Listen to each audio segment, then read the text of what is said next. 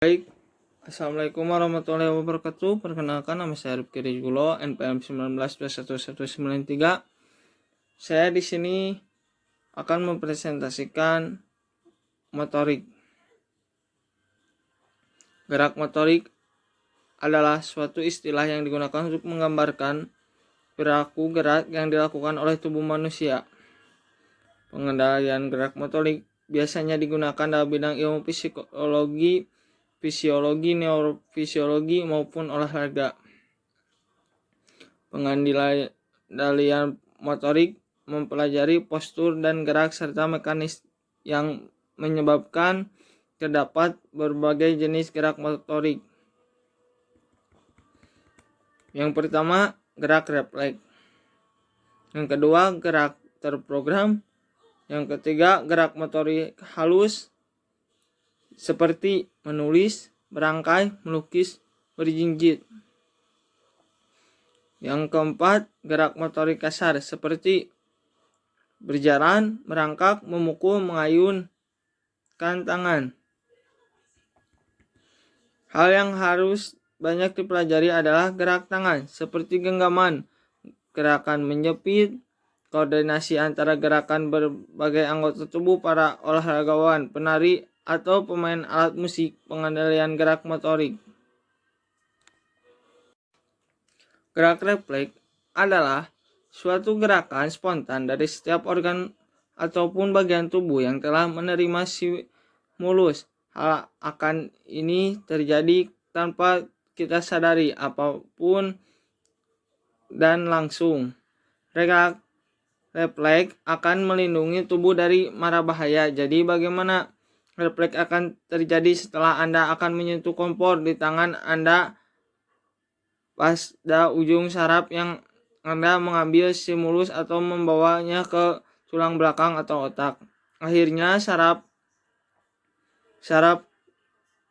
dalam hal ini akan terbakar tangan Anda.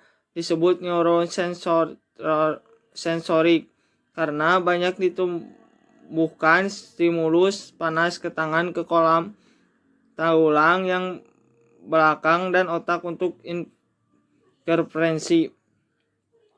Otak lalu kemudian menafsirkan stimulus dan juga mengirim pesan kembali ke otak-otak di tangan oleh neuron motorik. Proses ini disebut dengan lengkung refleks. Kemampuan motorik kasar adalah kemampuan seseorang untuk menggunakan otot-otot besar sebagai dan besar atau seluruh anggota tubuh. Kemampuan motorik halus lebih mengarah pada seberapa mampu anak untuk menggunakan otot halus atau sebagian anggota tubuh tertentu yang dipengaruhi oleh kesempatan belajar dan melatih. Teori belajar motorik. Terdapat dua teori belajar yang khusus membahas tentang mekanisme belajar keterampilan motorik. Yang pertama, teori yang dikembangkan oleh Adam yang disebut Adams atau teori jalur tertutup, dan yang kedua ada teori skema yang dikembangkan oleh Smith. Teori Adam mengembangkan teori belajar motorik yang disebut dengan teori jalur tertutup. Teori ini menyatakan bahwa proses belajar motorik berlangsung pada jalur tertutup. Maksudnya, umpan balik dari anggota badan yang terus-menerus selama latihan merupakan sumber koreksi utama untuk kebenaran suatu gerak. Dengan kata lain, dijelaskan apabila seorang melakukan suatu gerakan maka akan menghasilkan umpan balik intrinsik yang berguna untuk mengarah gerak anggota badan dan penggunaan waktu yang tepat. Untuk memperoleh gerakan yang tepat, peranan jejak presensi menggunakan faktor yang paling menentukan. Ini berarti setiap kali orang mencoba maka makin kuat jejak perseptual yang dimiliki dan kemungkinan kesalahan makin kecil. Pengarahan gerakan ke arah sasaran yang dikehendaki dapat menghasilkan perubahan karena adanya umpan balik yang terjadi secara terus-menerus sehingga meninggalkan jejak perseptual. Kesalahan gerakan yang terjadi selama latihan memiliki efek yang negatif. Hal ini disebabkan jika terjadi suatu kesalahan gerakan maka umpan balik yang diperoleh akan berbeda dengan gerakan yang benar. Karena kondisi tersebut, jejak perseptual mengambil alih sebagian pengontrolan terhadap yang terjadi dengan pengontrolan yang dilakukan oleh jejak perseptual, maka mengakibatkan gerak yang dilakukan dapat sampai pada target yang diinginkan. Menurut Adam, tahun 1971, pengetahuan tentang hasil bukan merupakan alat untuk penguat, tetapi hanya merupakan hadiah. Hal ini disebabkan siswa bukan penerima hadiah secara pasif, tetapi secara aktif. Siswa terlibat baik secara verbal maupun memprediksi tugas yang dipelajari. Jadi, pengetahuan tentang hasil yang merupakan informasi yang dapat membantu memecahkan masalah seseorang pada saat melakukan gerakan juga mampu mendeteksi kesalahan. Umpan balik intrinsik yang diterima dibandingkan dengan jejak persepsi. Perbedaan kedua hal tersebut merupakan kesalahan yang ditanggapi. Dengan cara ini terjadi penguatan subjektif untuk membentuk gerakan menuju suatu target tanpa penggunaan pengetahuan tentang hasil. Walaupun demikian, kesalahan yang terjadi secara terus-menerus pada saat latihan sangat membahayakan karena ada keterkaitan antara koreksi dan jejak persepsi. Teori skema telah mengembangkan teori skema yang memiliki konsep dasar bahwa proses belajar motorik berlangsung pada jalur terbuka, tetapi tetap mengakui adanya proses kontrol jalur tertutup. Beberapa teori Adam yang masih relevan dengan teori skema antara lain: A. Penekanan pada penguatan subjektif. B. Berlaku pada gerak lambat. C. Perlunya memori untuk memproduksi dan mengevaluasi gerakan.